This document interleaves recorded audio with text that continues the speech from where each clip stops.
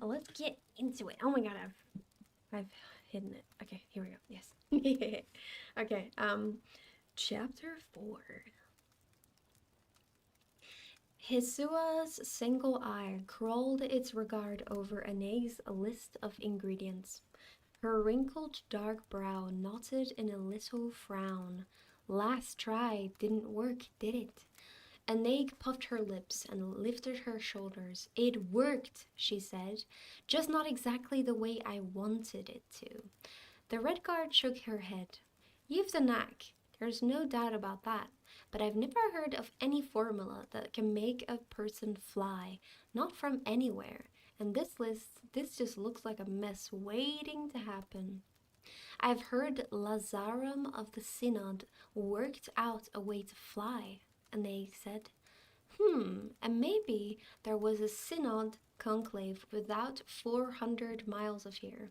Within 400 miles of here, you might have a chance of learning that after a few years paying their dues. But that's a spell, not a synthesis. A badly put together spell likely won't work at all. Alchemy gone wrong can be poison. I know all of that, Anae said. I'm not afraid. Nothing I have ever made turned out too bad. It took me a week to give Mirglim his skin back. Oh my god! He had his skin, Anae pointed out. It was just translucent. That's all. It didn't hurt him. Duh. Also, hi, Sento. Let's continue. I've read one page and it's been an hour. Hi, Chrono. How are you today? Welcome, welcome. We are totally not reading because everyone's too distracting. This is all your fault, obviously. This is like last time, Noah. Thank you for reminding me, Shizu. Let's shoot for 3 pages today. Shut up. No, I'm going to read really hard right now. Hesua buzzed her lips together in disdain. Well, there's no talking to the young, is there? She held up the list and began picking through the bottles, boxes, and canisters on the shelves that made up the walls of the place. While she did so, Anae wandered around the shelves too, studying their contents. She knew she didn't have everything she needed. It was like cooking. There was one more taste needed to pull everything together. She just didn't have any idea what it was. Hesua's place was huge. It had once been the local Mages Guild hall. Oh. And there were still 3 or 4 doddering practitioners who were in and out of the rooms upstairs.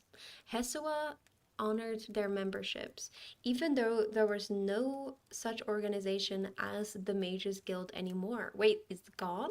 Really? No one much cared. The Anxilil didn't care, and neither the College of Whispers nor the Synod.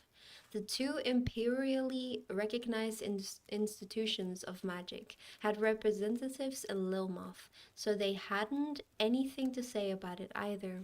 She opened bottles and sniffed powders, distillations, and essences, but nothing spoke to her. Nothing, that is, until she lifted a small, fat bottle, wrapped tightly in black paper. Touching it sent a faint tingle traveling up her arm, across her clavicle, and up into the back of her throat. What is it? Hesua asked. And Anae realized her gasp must have been audible. She held the container up. The old woman came and peered down her nose at it. Oh, that, she said. I'm really not sure, to tell you the truth. It's been here for ages. I've never seen it before. I pulled it from the back while I was dusting. And you don't know what it is? She shrugged. A fellow came in here years ago, a few months after the Oblivion Crisis. He was sick with something and needed some things, but he didn't have money to pay. But he had that. He claimed he'd taken it from a fortress in Oblivion itself. There was a lot of that back then. We had a big influx of Daedra hearts and void salts and the like. But he didn't say what it was? She shook her head. I felt sorry for him, that's all. I imagine it's not much of anything. And you never opened it to find out? Hesua paused. Well, no, you can see the paper is intact. May I? I don't see why not. An egg broke the paper with her thumbnail, revealing the stopper beneath. It was tight, but a good twist brought it out. The feeling in the back of her throat intensified and became a taste, a smell, bright as sunlight but cold like eucalyptus or mint. That's it, she said, as she felt it all meld together. What? You know what it is? No, but I want some. An egg. I'll be careful, Aunt Heck. I'll run some virtue tests on it. Those tests aren't well proven yet. They miss things. I'll be careful, I said. The old woman replied dubiously. Lol, hard reading. No hands. She's hardly reading out. Oh yeah, that's a good analogy. Hmm, hmm, hmm, hmm, hmm. Indeed. Anyway, reading hard has multiple ways to interpret. I don't know how to interpret it. I don't know what you mean. How can you read hard? The house, as usual, was empty, so she went to the small attic room. Wait, I need to put the mic in front of me. The small attic room, where she had all of. Is my mic trembling? I can't tell. Like, what's happening? Can you hear it tremble? How can you read soft? I guess softly speaking? Anyway, the house as usual was empty, so she went to the small attic room where she had all of her alchemical gear and went to work. She did the virtue tests and found the primary virtue was restorative, and the secondary was, more promisingly, one of alteration. The tertiary and quaternary virtues didn't reveal themselves even so vaguely. But she knew right to her bones that this was right. And so she passed hours with her calcinator, and in the end she was turning a flask containing a pale amber fluid that bent light oddly, as if it were half a mile of liquid instead of a few inches. Well, she said, sniffling it. Then she sighed. It felt right, it smelled right, but Hesua's warning was not to be taken lightly. This could be poison as easily as anything. Maybe if she just tasted a little. At that moment, she heard a sound on the stairs. She stayed still, listening for it to repeat itself. An egg? She sighed in relief. It was only her father. She remembered he had been bringing food home, and a glance out her small window proved it was near dinner time. Coming, Take. Take is her dad. You could be hired to do audiobooks, Noah. Me? Oh, I don't know if I'm good enough for that. Yes. But thank you. She called, corking the potion and stuffing it in her right skirt pocket. She started up, then paused. Where was Glim? He'd been gone an awfully long time. She went to a polished cypress cabinet and withdrew two small objects wrapped in soft gecko skin. She unwrapped them carefully, revealing a locket on a chain and a life-sized likeness of a sparrow constructed of a fine metal, the color of brass, but as light as paper. Each individual feather had been fashioned exquisitely and separately, and its eyes were garnets set in ovals of some darker metal. As her fingers touched it, it stirred, ruffling its metal wings. "Hey, Ku," she whispered. She hesitated then. Ku was the only thing of value her mother had left her that hadn't been stolen or sold. Sending her out was a risk she didn't often take, but Glim had had more than enough time to get to the waterfront and back. Hours and hours more. It was probably nothing. Maybe he was drinking with his cousins or something, but she was eager to find out what the Physic priest had to say. "Go find Glim," she whispered to the bird, conjuring the image of her friend in her secret eye. "Speak only to him, hear only at his touch." She purred, lifted her wings, and drifted more than flew out of the open window. An egg? Her father's voice again, nearer. She went out, closing the door behind her. She met him near the top of the winding flight. He was red in the face from wine or exertion, or probably both. Why didn't you just ring the bell, Take? She asked. Sometimes you don't come down right away, he said, stepping aside. After you? What's the rush? She asked, descending past him. We were going to talk, he said, about the trip to Leowin. That and other things, he replied. The stair came to a landing and then continued down. What other things? I haven't been a good father, Tissel. I know that. Since your mother died. There was that annoying tone again. It's been fine, Take. I've got no complaints. Well, you should. I know that. I tell myself that I've been doing what's needed to keep us alive, to keep this house. He sighed, and in the end, all meaningless. They passed the next landing. What do you mean, meaningless? She asked. I love this house. You think I don't know anything about you, he said. I do. You pine to leave here, this place. You dream of the imperial city, of studying there. I know we don't have the money, Take. He nodded. That's been the problem, yes, but I've sold some things. Like what? The house, for one. What? She stopped with her foot on the floor of the antechamber, just noticing the men there, 4 of them, an imperial with a knobby nose, an orc with dark green hide and low, brushy brows, and 2 Bosmeri, who might have been twins with their fine, narrow faces. She recognized the orc and the imperial as members of the Thakal-Khan, or Dry Killers, the only non-Argonian guard unit in Lilmoth. What's going on, Tag? She whispered. He rested his hand on her shoulder. I wish I had more time, Tizzle, he murmured. I wish I could go with you, but this is how it is. Your aunt will see you get to the Imperial City. She has friends there. What's happening, Take? What do you know? It doesn't matter, he said. Best you not find out. She brushed his hand from her shoulder. I'm not going to Leowin, she said. Certainly not without a better explanation, and certainly not without you and Glim.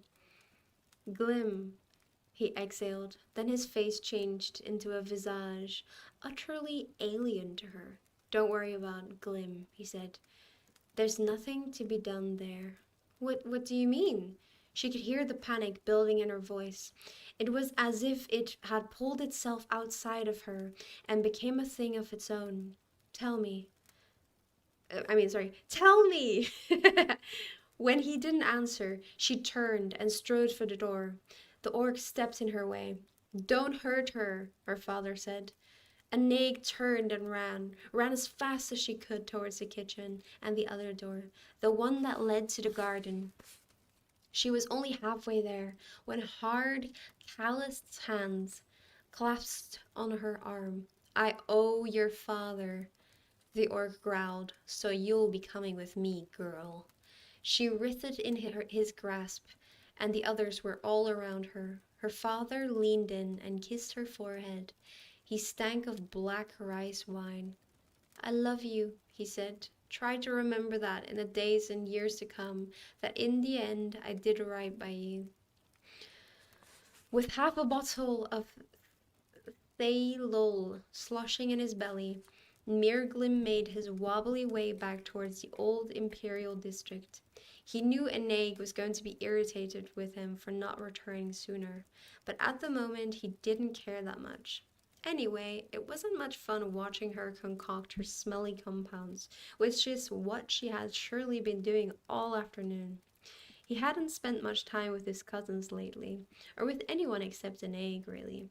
If he had, he might have known he wasn't alone in feeling a bit cut off from the tree, that only the Angsilil and other, even wilder people from deep swamps seemed to enjoy complete rapport with it.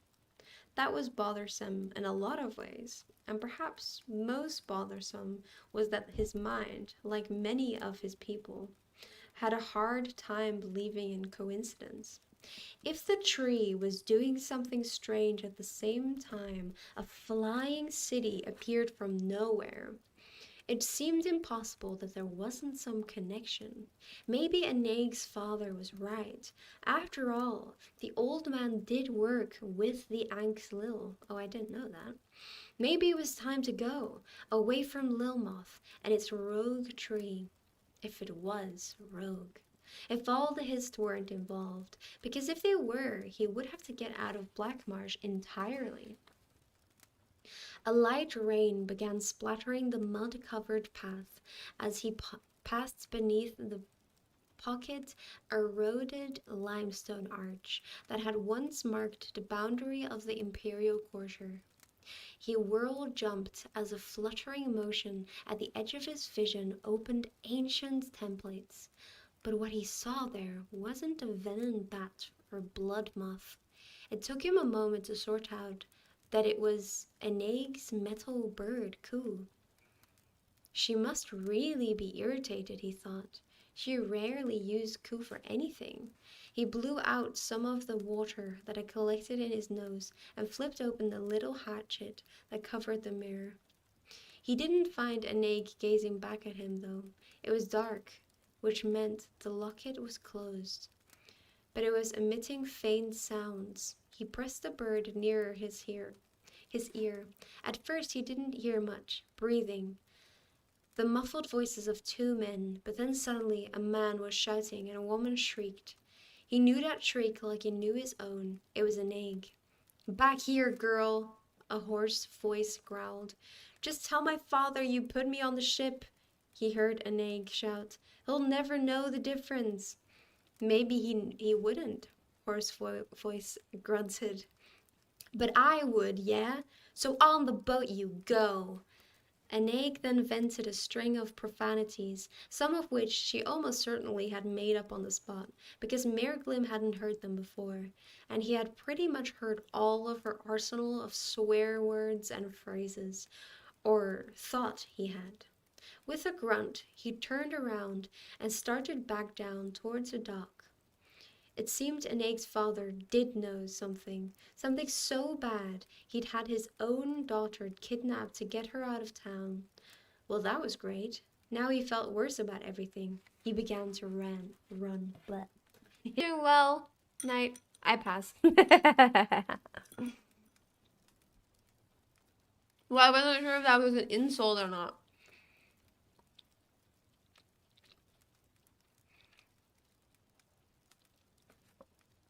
Okay, we continue. Sipping and eating break over.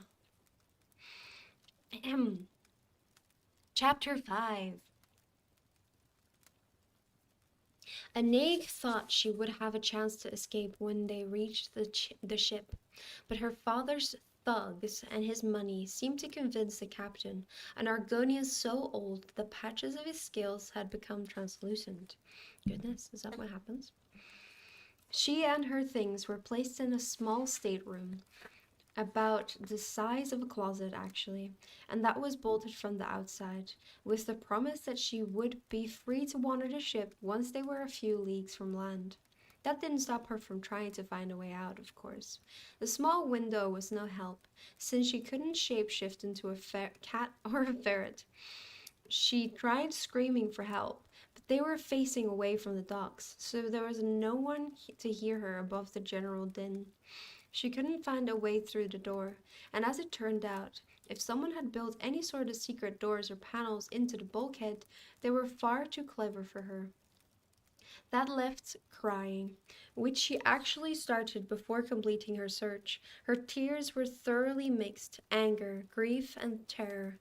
Her father would never think of treating her like this unless he was certain that remaining meant death. So why had he decided to stay and die? Why did he get that choice and not her?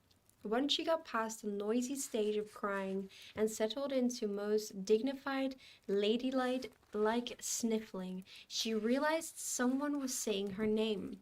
She looked at the door and window, but the sound was funny, very small, and then she remembered and felt really stupid. She took off the locket and opened it up, and there was Glim's familiar face. His mouth was slightly open, and his teeth were showing, indicating his agitation. Glim, she whispered. Where are you? He asked. I'm on a ship. Did you get the name? The Sonashap, the swimming frog. The tiny figure of his head turned this way and that. I see it, he said at last. It's making ready. I'm in a small stateroom near the bow, she told him. There's a short corridor. She stopped and bit her lip. Limb. Glim, don't try it, she said at last. I think something really awful is about to happen. Trying to get me out of here. You'll only get caught. Get out of Lilmoth as far and as fast as you can. Glim blinked slowly. I'm going to close the bird and put it away now, he said. Glim! But the image vanished. An egg sighed, shut the locket and her eyes. She felt tired, hungry, worn out. Glim was coming, wasn't he? The first hour, she waited anxiously, preparing herself to spring into action. But then she felt the boat moving on the water. She looked out the window and saw the lanterns of the quay receding. Ksut, she swore. Wax hooty cow. I don't know what that means. But the lights, uninterested in her expletives continued to dim and dwindle. She opened the locket, but no image greeted her. She held it up to her ear, but she didn't hear anything either. Had he heeded her advice, or had he been caught, injured, murdered? In her whirling thoughts, heaps all of them. Glim, missing an arm. Glim, headless. Glim, bound in chains and about to be thrown overboard. Something rattled at her door, and her heart actually skipped a beat. She'd always thought that was just an expression.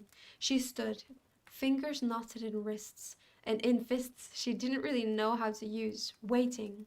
The door opened, a snout appeared, and a large reptilian eyes that sagged deep in their wrinkled sockets. Captain, she said, making her voice as cold as possible. We're in deep water, he grated. Don't be foolish and try to swim for it. You'll not make it, not with the sea drakes hereabout. He glanced down at her wretched hands and flashed his own claws, shaking his head. Never think that, he said. I'd see you safe to your destination, but no one attacks a captain on his ship and doesn't pay hard. It's law. Law? Kidnapping is against the law! This isn't kidnapping, it's your father's wish, and you aren't old enough to go against his wish, at least not in this sort of matter, so best resign. He hadn't said anything about Glim, and she was afraid to ask. She loosened her fingers. Very well, I'm free to move about the ship, within reason. Right. Here's me moving, then. She pushed past him into the brief hall, up the steps and onto the deck. Above her, sails billowed and snapped in the plentiful wind that always drove off the coast. Early in the night, and the bow cut a furrow through a sea lacquered in silver and bronze by the two great moons above.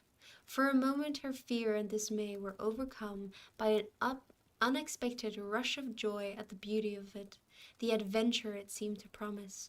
Across the sea, to the Empire, and everything she'd always wanted, her father's last, best, almost only gift to her. She went and stood with her hands braced on the bulwark and looked out across the waters. They were sailing south, out of the bay, and then they would go west, along the mangroved coast of Blackmarsh, until they reached the Topol Sea, and then they would turn north. Or she could throw herself in the water and swim what she guessed to be west, brave the sea drakes, and with more luck than she deserved, reach land. But by the time she made it back to Lilmoth, it would be too late. The city, or whatever it was supposed to arrive in the morning. Still, hold your breath, someone whispered behind her, and then she lifted and falling in a blink afterwards, stunned and wet. She gasped for air and clawed at her captor, trying to climb up on his head, but a strong hand clamped over her nose and mouth before she could do so much as scream, and suddenly she was beneath, enclosed by the sea, moving through it in powerful pulses. She knew she couldn't breathe. She knew she shouldn't breathe. But after a few moments, she had to try to suck in something, anything, to make the need stop. But she couldn't do it. Even when she wanted to, she woke with air whistling in and a voice behind her. Keep quiet, he said. We're behind them, but a keen eye will spot us. Glim? Yes. Are you rescuing me or trying to kill me? I'm not sure myself, he said. Mangrove is a cool word. Fall, I'm sorry. Okay, we'll stop. Let's start reading again. Yeah. Good night. Bye bye.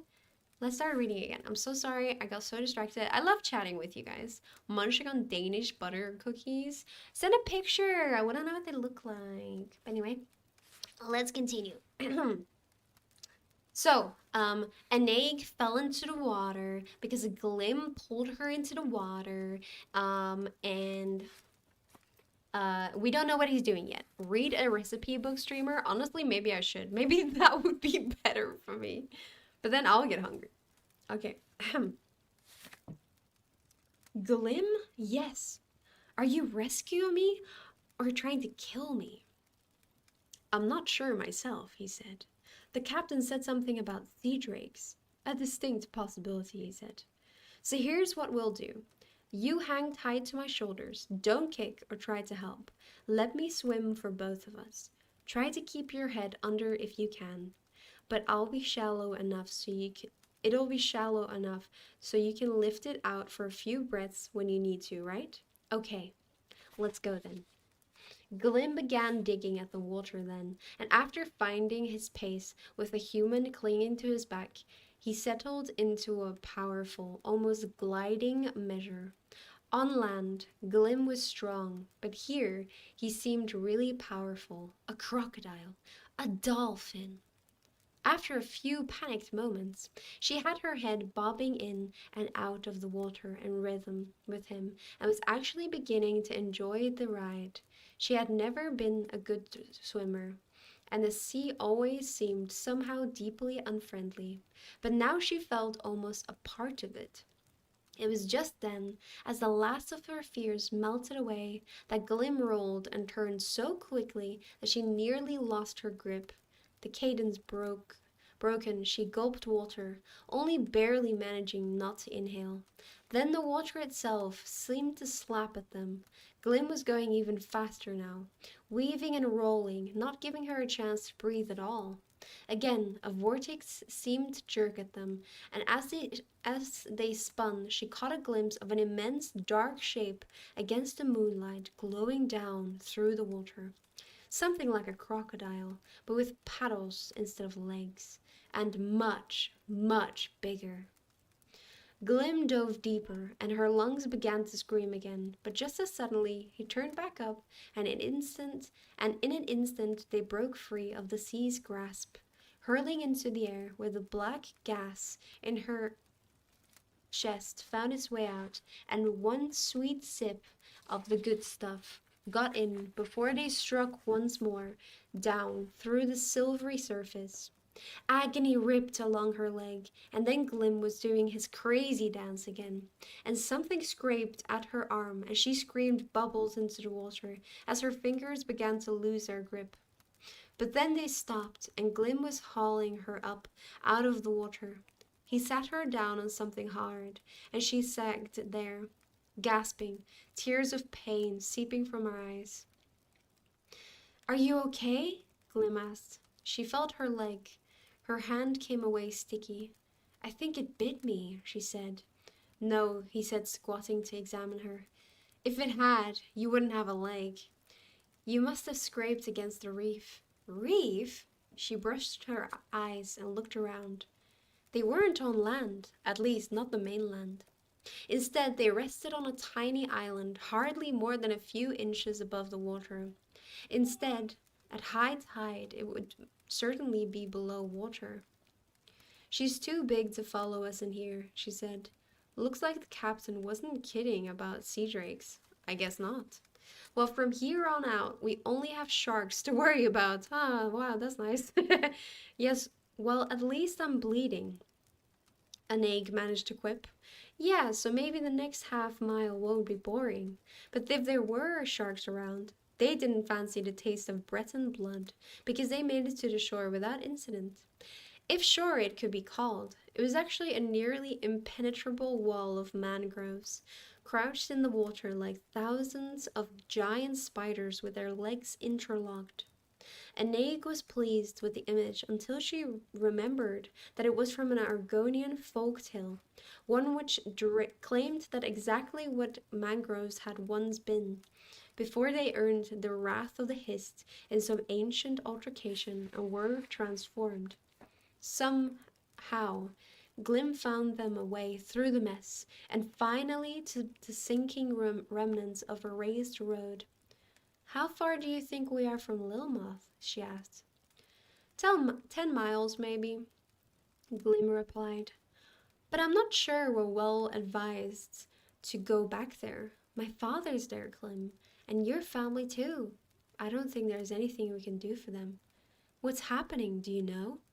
I think the city tree has gone rogue, just as it did in ancient times. A lot of people say this one grew from a single fragment of the root that survived the elders' killing more than 300 years ago. Rogue? How? It doesn't talk to us anymore, only to the Angstlil and the wild ones. But I think it must be talking to this thing coming from the sea. That doesn't make any sense. Only because we don't know everything. So you think we should just abandon the town? He did his imitation of a human shrug. You know I can't, she said. I know you want to be a hero like those people in your books, like Atribus Mead and Martin Septon. But look at us. We aren't armed. Even if we knew how to fight, which we don't, we can't handle this. We can warn people. How? If the predictions are true, the flying island will reach Lilmoth before we do by hours. She hung her head and nodded. You're right. I am. She held the image of her father for a moment. But we don't know what's going to happen. We still might be able to help. Wait a minute, she said. Wait. It's coming from the south, right? Oh no. We have to find high ground. We have to be able to see where it is. No, really we don't. She gave him the look, and he sighed. I just rescued you. How determined are you to die anyway? You know better than that. Fine, I think I know a place. By the way, guys, I was just thinking maybe I should add a redeem that says concentrate.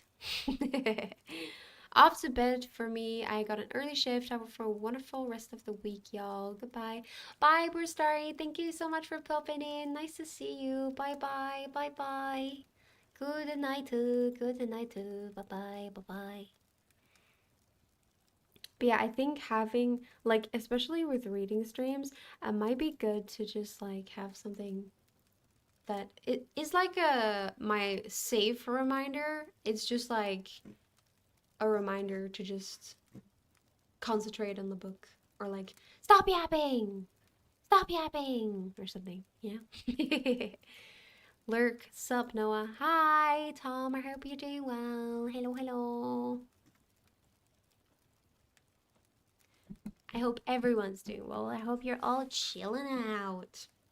I'm loving the book. I'm loving the book. I'm feeling it. I'm feeling it. The place was an upthrust of rock that towered more than 100 feet above the jungle floor. Oh my god.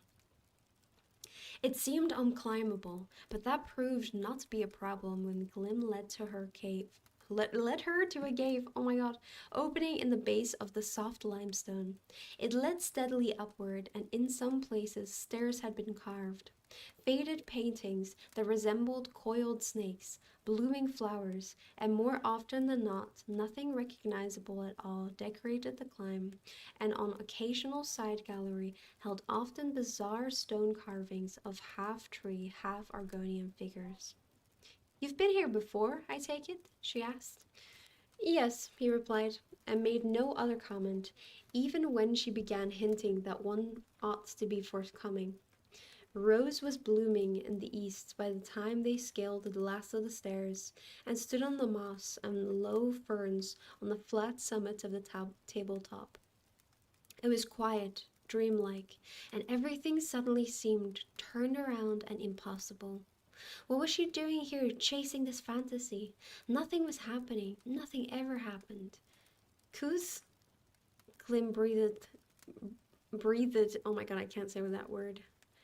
Kuth, Glim breathed, just as the bright line of the sun lit the bay on fire. Her first impression was of a vast jellyfish, its massive dark body trailing hundreds of impossibly slender growing tentacles. But then she saw the solidity of it, the mountain ripped from its base and turned over. The mass of it, the terrifying size. She had been picturing a perfect cone, but this had crevices and crags, crude, sharp, unweathered angles, as if it had just been torn from the ground the day before. The top seemed mostly as flat as the summit they stood upon, but there were shapes there, towers and arches, and most strangely, a long, drooping fringe depending from the upper edge like an immense lace collar, but twisted about by the wind and then frozen in its disheveled state. It was still south of them and a bit west, but its movement was clear enough. She watched it, frozen, unable to find the response. Something faint broke the silence, a sort of susurrus. Susurrus? What is susurrus? Susurrus. Hand tremors are hurting, so I'm gonna chill on the typing. Have a good stream. Okay, Tom, I'm sorry to hear that. I hope it passes.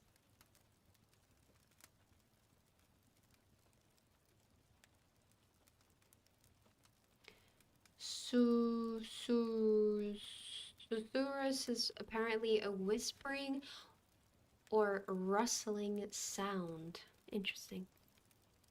Never heard of that word in my life. But okay.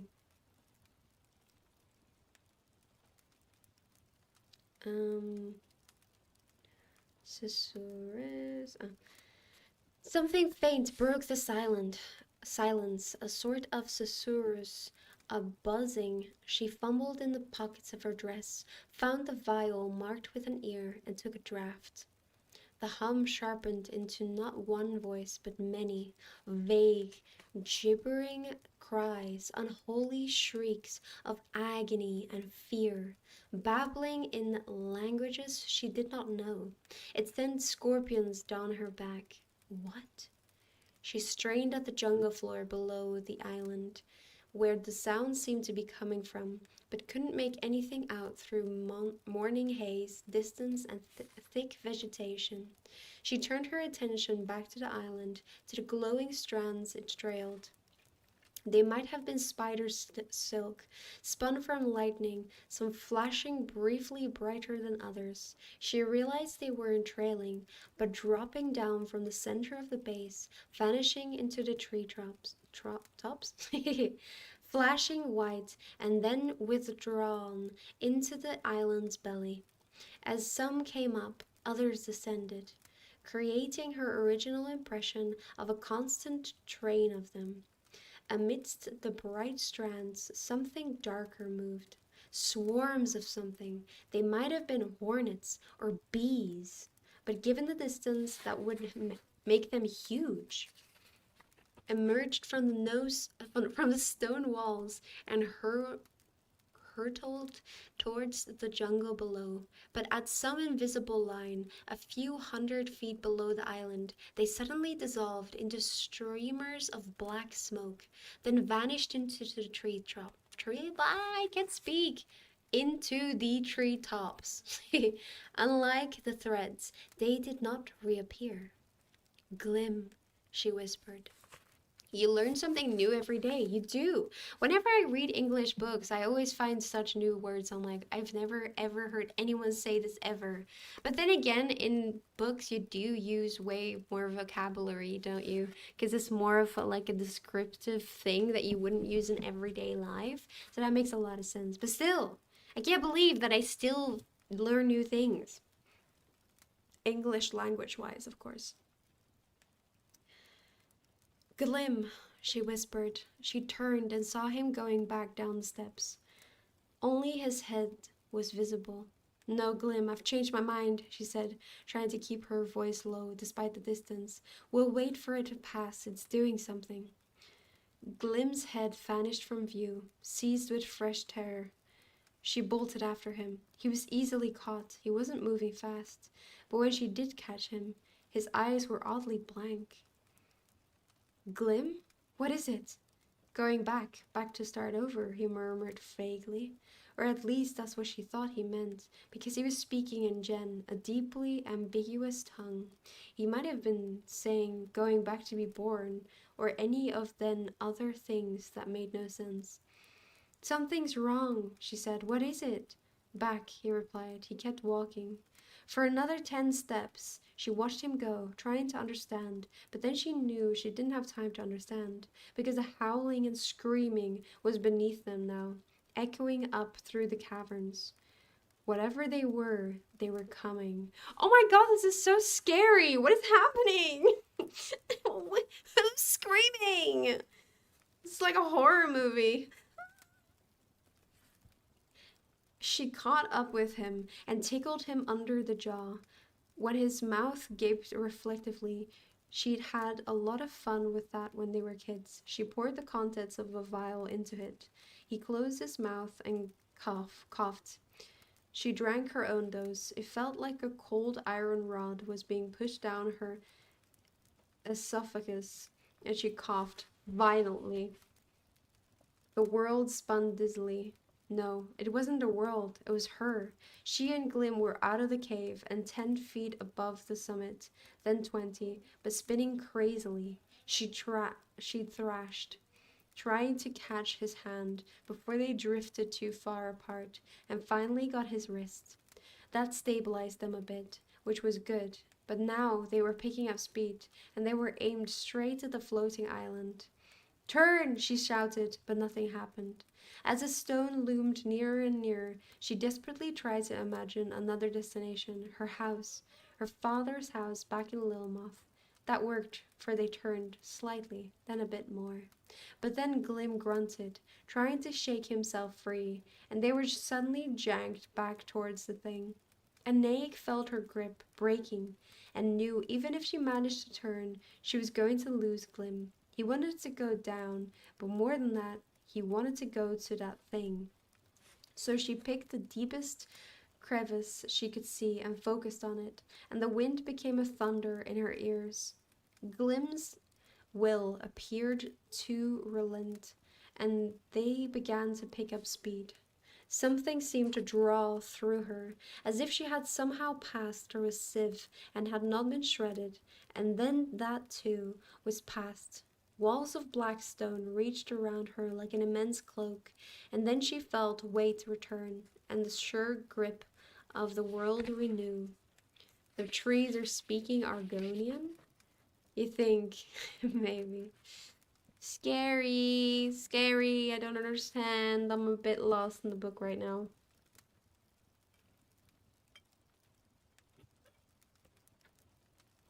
Anaig stirred and pushed up with aching limbs. Her arms seemed spindly and weak, her legs boneless.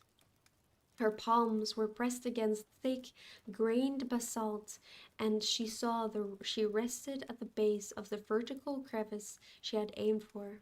A sliver of light was visible, relatively narrow, but rising hundreds of feet.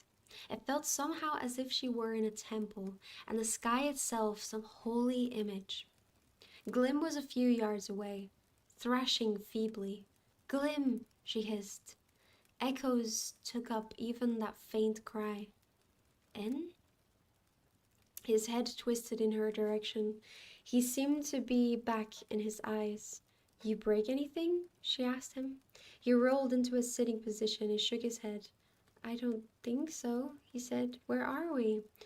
We're on the thing, the flying island. How? You don't remember anything, do you? No, I remember the climbing the spur and then his pupils rapidly dilated and shrank as if he were trying to focus on something that wasn't there. The hist, he said, the tree, it was talking to me, filling me up. I couldn't hear anything else. You were pretty out of it, she confirmed. I've never felt like that, he said. There were a lot of us, all walking in the same direction, all with the same mind. Walking where? Towards something. This place, maybe? I don't know. Well, we're here now. What is the tree telling you now? Nothing, he murmured. Nothing at all. I've never felt that either. It's always there in the background, like the weather. Now, he looked out at the light. They say if you go far enough from Black Marsh, you can hardly hear the hist. But this, it's like I've been cut away from the tree. There's not even a whisper. Maybe it's something about this place, she said. This place, he repeated as if he couldn't imagine anything else to say. We flew up here, she said. Your gunk worked. It did. Congratulations. That I'm not sure about, she murmured. But this is what you wanted, yes? To be up here? I changed my mind, she said. In the end, it was you who wanted to come here. Only you wanted to go beneath, down to the ground. I wanted to go to the town. This was the compromise. A sudden snap and flurry sounded behind them, and they turned just in time to see a handful of dark figures come hurtling out of some dark apertures, apertures in the stone wall. At first, her only impression was of wings rushing by, but one of the things circled tight, came back, and beat around their head before settling on long, insectile legs. Ah! It resembled a moth, albeit a moth nearly her size. Its wings were voluptuous, velvety, dark green, and black. Its head was merely a black, polished globe with a long, wickedly sharp needle projecting out like a nose. Its 6 legs, ticking nervously beneath it, ended in similar points. It leaned toward her and seemed to sniff, making a long, flutting noise. Then it smelled Glim. The moment stretched, and Anaig tried to keep her panic in a little box way in the back of her head. Nothing to see here, she thought at it. We're not intruders, nothing of the kind. I was born right here on this very spot. Its wings beat, and it flew off with the preternatural speed. Anaig realized she had been holding her breath and let it out. What the earth was that? Glim snarled. I've no idea, she replied. She stood and limped towards the light where the things had flown. Glim followed. A few steps brought them to the aperture, which turned out to be only about 12 feet wide. Below was a cliff that was more than sheer. It actually curved to vanish beneath them. I reckon we're somewhere on the bottom third of the cone, she said. Farther below was jungle, and not much to see, but the space between the island and the treetops was pretty busy. Near the island, the air was full of the moth things flying in baroque patterns, like some crazy aerial dance. As she watched, some peeled away and dove straight down, and as they passed a certain altitude, they suddenly became vague and smoke-like, and she now recognized them as the things she had seen from the spur. She saw, too, the bright threads following the flying creatures down into the trees, and then suddenly licking back up, vanishing somewhere between them. The Infernal City, Pog? Yes, Danish. Have you? How are you? What are you up to? Dad jail is for everyone. Exactly. Dad jail is not exactly about being a dad or being a man. It's about making dad jokes, which is like universal. It's something everyone can do. I'm good, just waiting for someone to work for him. Oh, no, that can't work. I'm a mom. No, no, no, no, no. You can make dad jokes. Dad jokes is universal easy. Anyway, let's continue.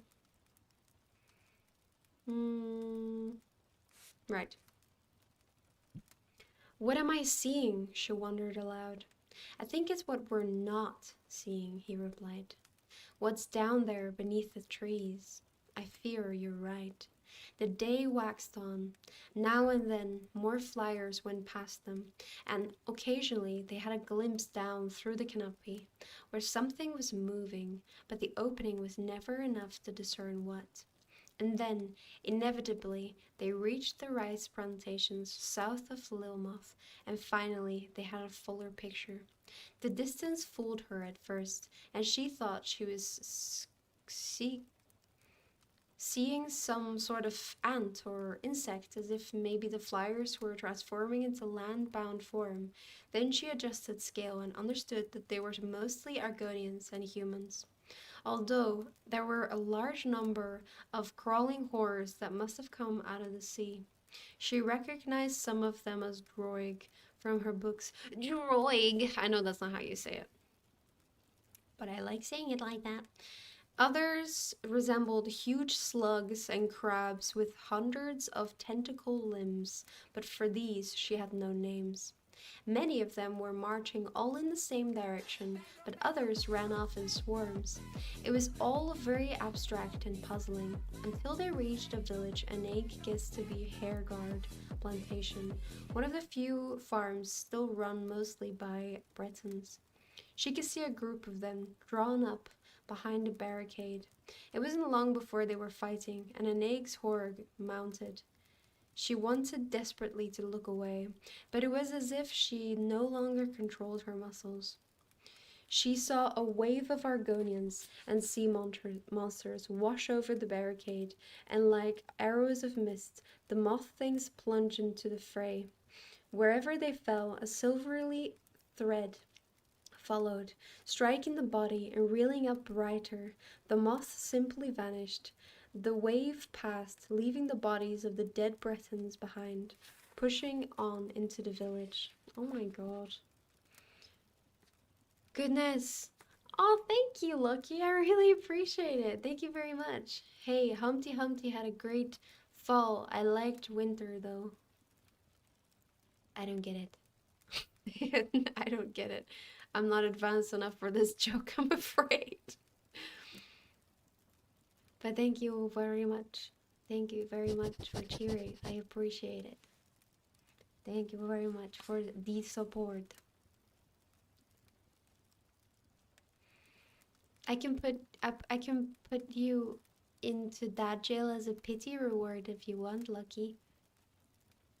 Just because I didn't get it doesn't mean it's not funny. Just means I don't get jokes sometimes.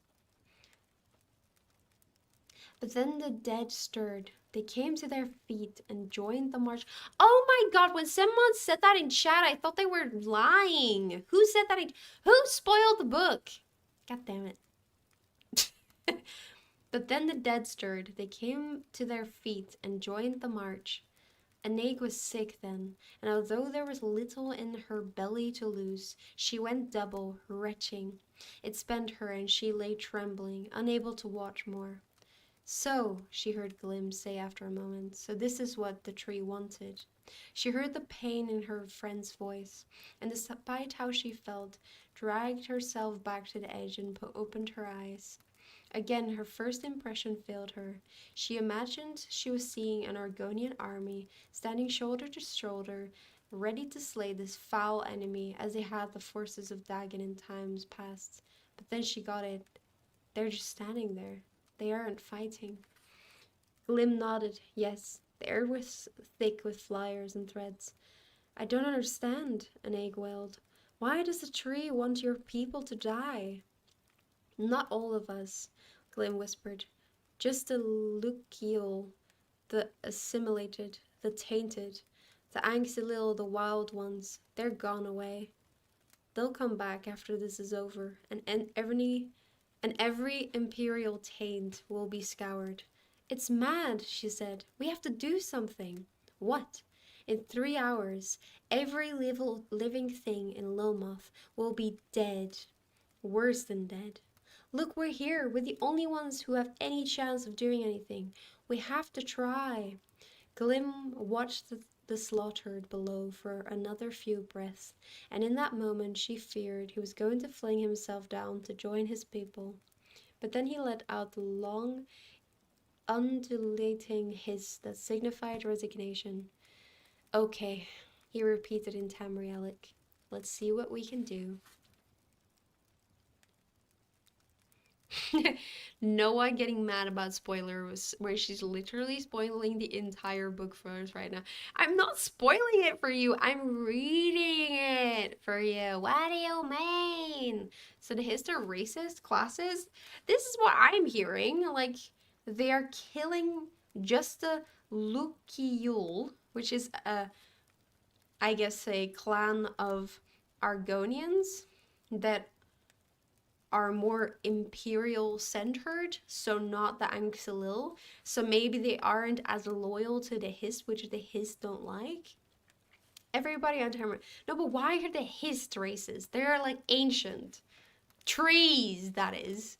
Humpty Dumpty had a great fall, although I liked winter. No pity, Jill. No pity, Jill? Okay.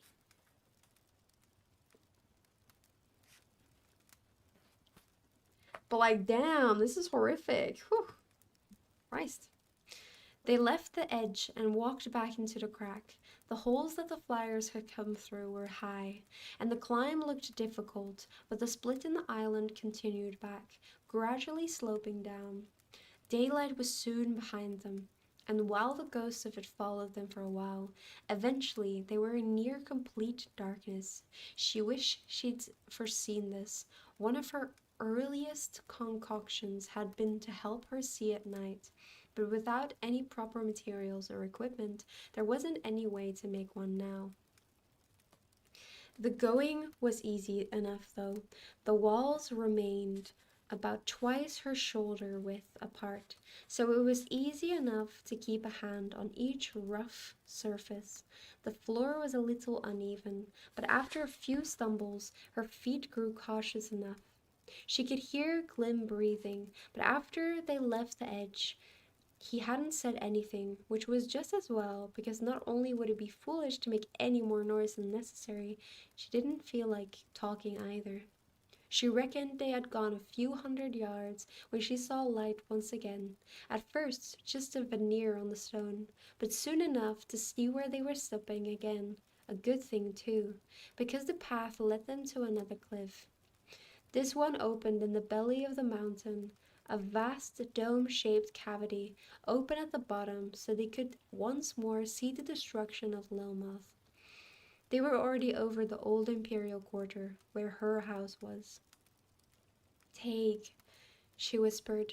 I'm sure he left, Glim hissed. The tree couldn't affect him. She just shook her head and turned her sight away, and through tear-gleamed eyes she saw masses of threads shooting down, so many it looked almost like rain. She followed their course and saw them, thousands of them, in every nook and cranny of the stone. She couldn't make out much. They too seemed vaguely insectile, but she saw the thin stone-colored tubes the threats issued from, because the rest of whatever they were concealed in circular masses of what appeared to be the same material. They looked a lot like spider egg sacs, but larger, much larger. Here, Glim murmured. She had almost forgotten him. She turned to follow his pointing knuckles and saw steps hewn into the stone, leading up. There wasn't any other way to go except back, and so Anaig started up, filled with a sudden panicked determination. She had to do something, didn't she? If she, if she, blah, blah, if she could get up there, cut those things loose, maybe the horror would end. The steps wound up a few feet and vanished back into another tunnel. This one was illuminated with the palpable pros prosphere oh my god phosphorescence. It twisted to curve steeply skyward, and Anaig realized that they were making their way up above the domed space. Almost immediately it began branching, but she kept to her left, and after several breathless moments she came to a silvery white cable, emerging from the stone below them and vanishing into the ceiling. "It looks like the threads," she whispered, "only bigger?" "Not bigger," Glim said. "More." A little closer, she saw what he meant. The cable was composed of hundreds of threads wound together. She reached out to touch it. "Well, that's not smart," Glim said. "I know," she replied, trying to sound brave. Closing her eyes, she touched the back of her hand to it. Something whirred about in her head, and she felt a sudden giddy surge. I was trying to think of a counterexample, and well, they were on Tamriel first. They're upset at all the immigrants, the Dwemer. The Dwemer are a good example, but I feel like the Dwemer just hate like anyone that isn't Dwemer. Let's be honest. I think they kind of just have like a superiority complex, you know? Which, like, I mean, to be fair, that's fair. Because they were, like, super advanced compared to everyone else. No wonder you would feel, like, superior. I would. Yeah.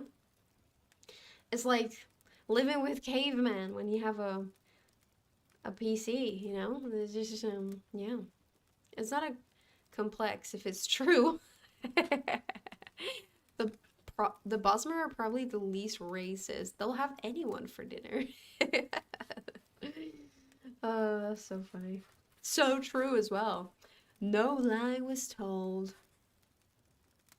Yeah, who is the least racist? Are Khajiit racist? I feel like Khajiit aren't racist. I've I haven't have I've never experienced anything in the lore where I'm like, yeah, that's pretty racist. You know? If anything, I feel like the Khajiit are quite loving compared to everyone else who just likes to kill everyone. They're like, this is my spot. No, this is my spot. And the Khajiits are just like, how about this is all our spots? Everyone's racist toward them, so I feel like they have to be at least a little bit resentful. Yeah, but they never show it though. I feel like they're always so welcoming and they seem so nice. Like I mean, of course, there's been like Khajiits that have been trying to rob me, and like that's not very nice. But for the rest, they're like really nice. I think I vote the Khajiit are least racist on Tamriel. Yep. She saw now that the hole was larger than the cable that came through it, and lying flat she was able to make out the jungle floor again. Below her, the rope-like structure unwound itself, sending threads off in every direction. She could see some of them vanishing into the web sacks. "If we cut this, we'll get a lot of them," she said. "What do you mean, get them? What do you think will happen? They're all connected here, okay? Then if we cut it," she flailed off, gesturing, "you think it will what? Shut this whole thing down? Destroy this island?" "It might, Glim. We have to do something." "You keep saying that," he sighed. "What will you cut it with? Try your claws." He blinked, then stepped forward and experimentally raked his claws across the thing. He shivered and stepped back, then hit it again with such force that the cord vibrated. It wasn't scratched. Any other ideas? Maybe we can find a sharp rock. She broke off. Do you hear that? Glim nodded. Gzuth. What does Gzuth mean? I need to know. What is this? Is this like fuck? I feel like this is a curse word. I think this is like Argonia or something. They keep saying that they're saying different languages, but I don't know what anything means.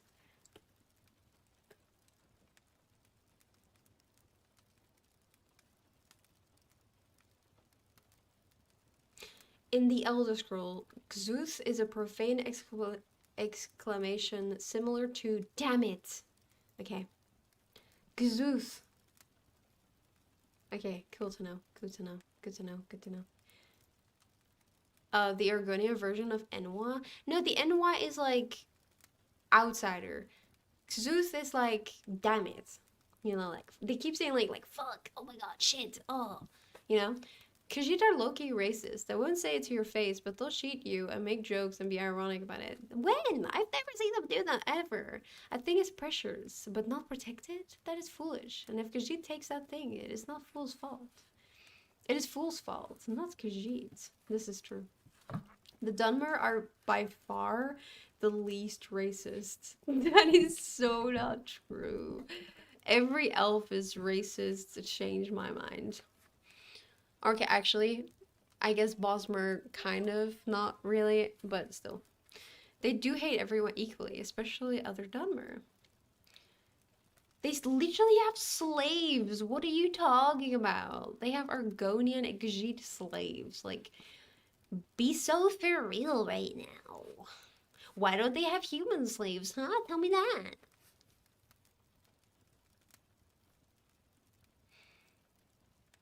Anyway.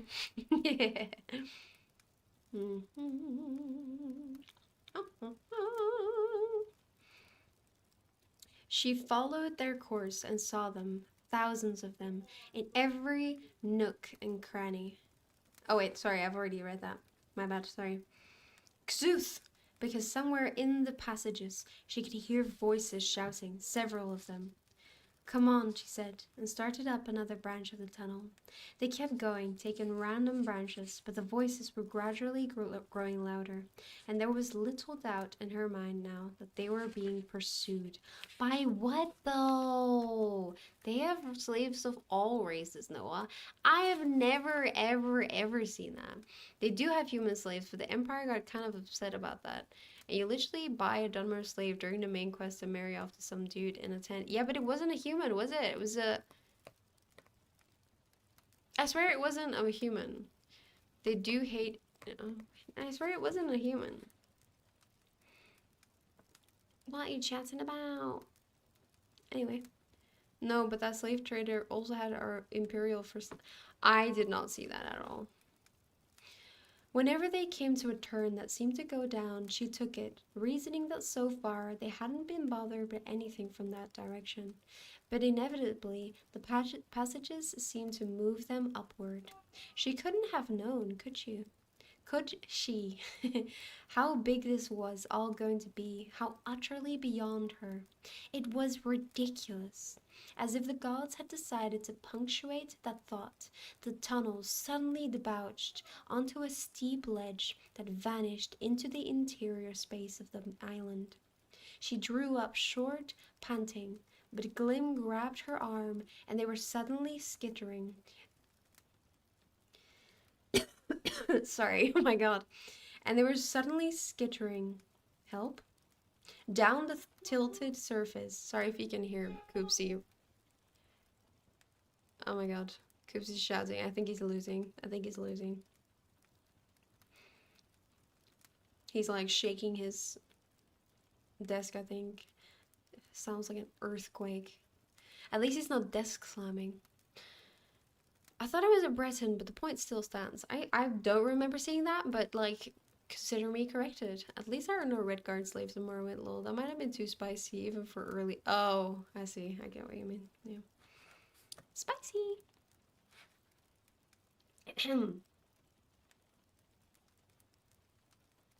Her surprise was so complete that all thought was pushed from her brain by white light So when the Oregonian caught a knob at the end and swung them sharply down and under, she had nothing to be relieved about.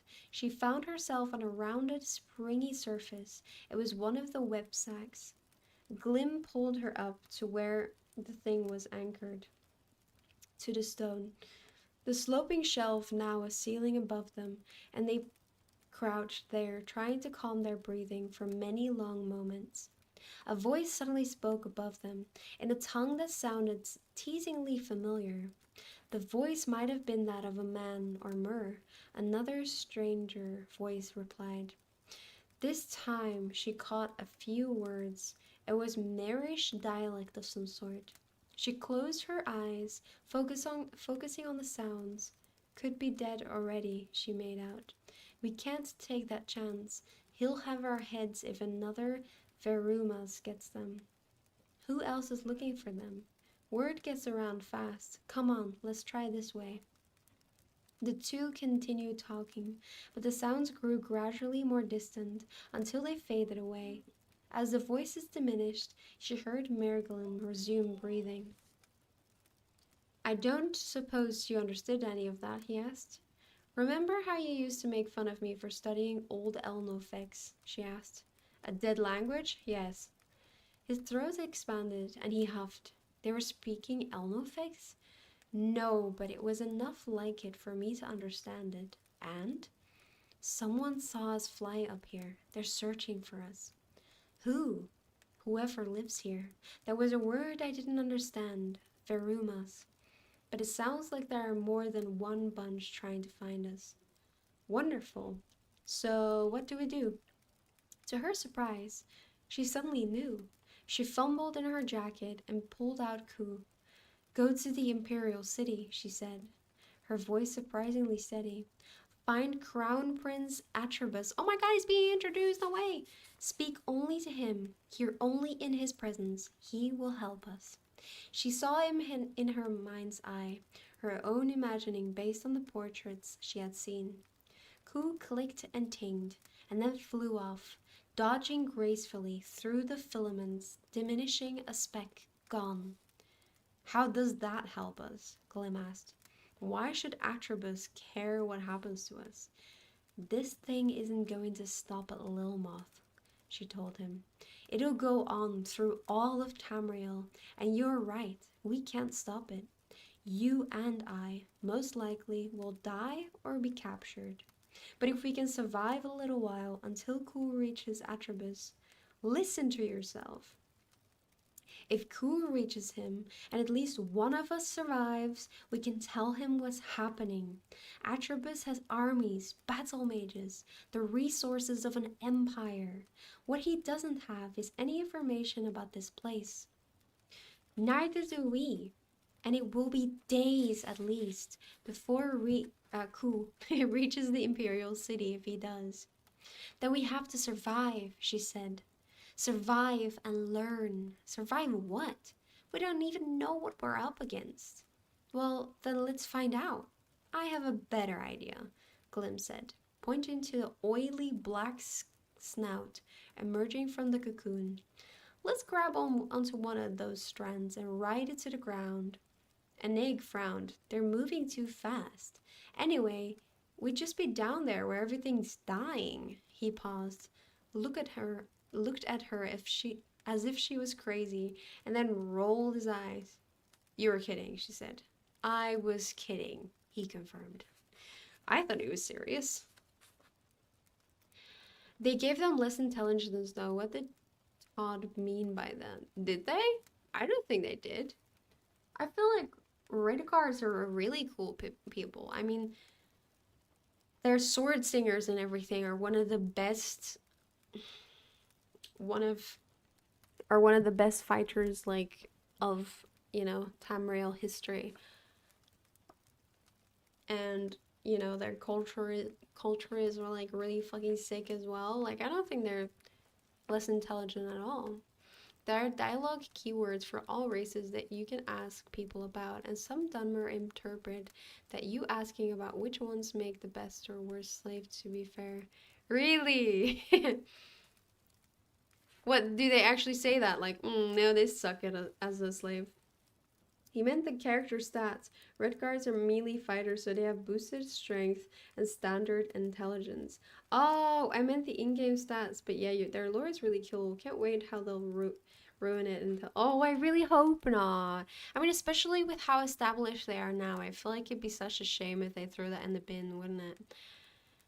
But maybe it's just because they're. Well, I don't think intelligence has anything to do with intelligence anyway. It just has to do with magic. So I don't think that really matters. I don't think it matters. Every intelligence gender has at least 30 in every strat, except female orcs who have 25 personality. What did Todd mean by that?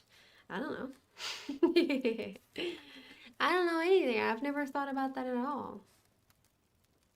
The filaments that anchored the web sacks to the stone gave them purchase to climb down to the next ledge, where they found another tunnel. They went in quietly, mindful of what had happened before. As before, the way tended either upward and outward or back into the vault.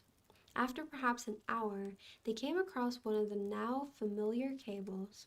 Less familiar was the person licking it. I'm sorry? He hadn't seen them yet. It was a man, naked from the waist up, and clad in loose, dirty trousers, rolled tight at his waist. His shape and features were those of a human or mer, except that his eyes were a bit larger than normal, and recessed more deeply into his face. His hair was unkempt, greasy, and dingy yellow. Ew! She motioned Glim back, but the fellow's gaze snapped over to them, and he stopped licking the cable. Lady! He exclaimed in the same dialect she'd heard before, bending his head and battering his forehead with his knuckles. Lady, this isn't at all what it looks like. Aneg just stared for a moment. Lady? The man repeated. She saw fear in his eyes, but puzzlement as well. Clearly, he thought he knew who, or more likely what, she was. The man's eyes widened further, and he stepped back as Glim emerged. What is it then? Anag asked, trying to sound haughty. What is it if it's not what it looks like? Mistress, the man replied. I hope you understand what you saw just now was just appearances. I wouldn't actually lick the cable? That's exactly what it looked like you were doing. The man's eyes narrowed. That's a funny accent, lady. Some of the words are strange. I've never heard them. And your companion?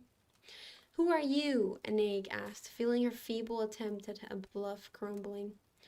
Femredel, the man replied. Femredel of the Bolster Midden, in fact, if you must know. He lifted a finger and shook it. You're not supposed to be here either. He waved violently at Glim. And there's no such things as you, you know. No such thing as you. You're the ones they're talking about. The ones from outside, from down there. Look, Eneg said. We don't mean anyone any harm. No, listen, Femyrtle said. I'm off the Bolster Midden, didn't I tell you? What business do I have with them upstairs? Some take them and keep them, but come on now, I'll get you safe and cozy. Come on with me. He's not armed, Glim lisped in their private cant. I can kill him. You've never killed anyone. I can do it. There was a new hardness in his voice. Femriddle stepped back. I mean to help. Why? Because I hate all this, he said. I hate them at the top of the chutes, and you might be able to help with them. Why do you say that? This new place, you know things about it? The plants, the minerals, the ways of thinking? They say you flew here without wings. I know a little, she said. Yes, that's powerful knowledge, enough to change things. Will you come? Anag looked sidewise at Glim, but his expression offered no opinion. This might be what we're looking for, she told him. I can't follow him. What's he saying? I think he's with some disenchanted group, a resistance maybe? They want our help against another faction. We can exploit this, as Erenbis did the various factions of Shadenhall. Erenbis? Erenbis Songblade. That's from a book, isn't it? It's a chance, Glim.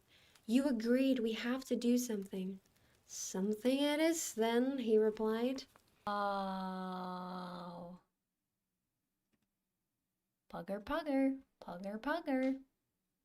Like, it's always been meters, which is pretty good, right? Pretty close, pretty close. Kind of. Can't believe it's over here, though.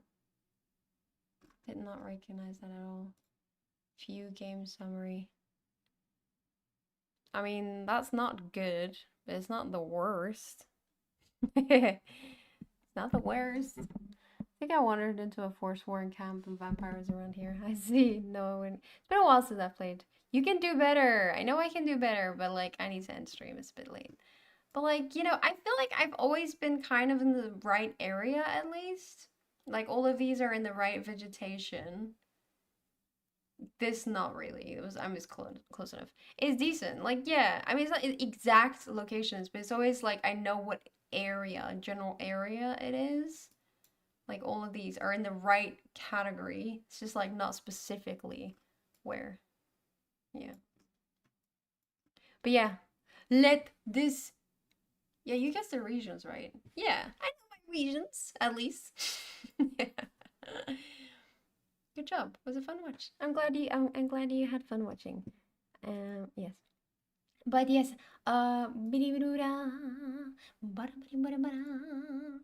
that is it for today. Thank you so much for joining. It was great fun. We chatted loads. We read loads as well. Very proud of you guys and me. I will be back on Wednesday. What are we doing Wednesday? What are we doing Wednesday again? We're doing Morrowind because it's been ages since we've played Morrowind, so I thought we should play a bit more.